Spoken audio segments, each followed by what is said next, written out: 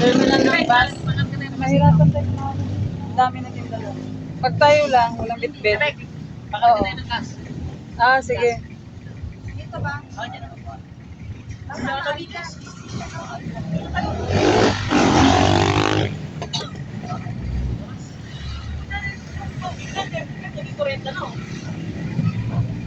Dinagdagan ng 5. Dos.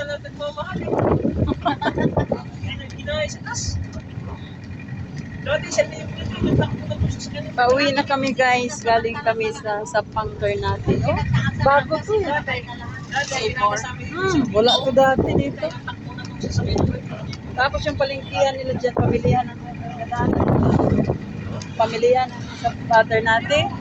Bago pa yan.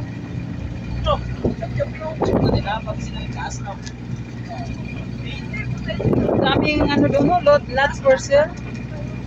Dumpling Parsada. Dito sa unahan ito. Sabi ng Angel, sarap dito bumili ma.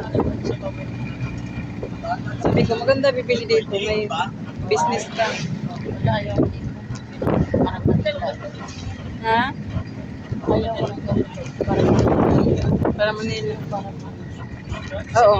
Doon, banda kila Sita yun. Dati, hindi yung mahal.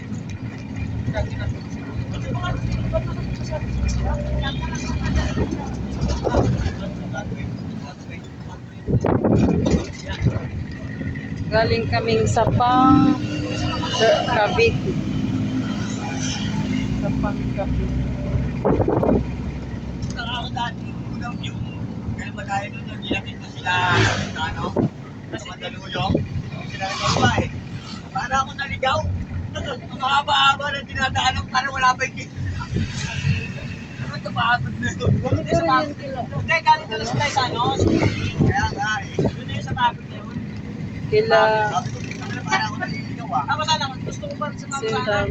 Puta, hindi ko na talaga. Kuni.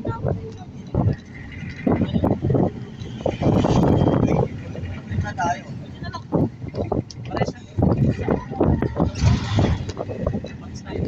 May naalala pala yan ni Gian. Mahirap na daw yung sabi. Sabi ni Tito, baka maano yung bata. Dapat pinabilisan. Ng baby pa. Ilang years na yun.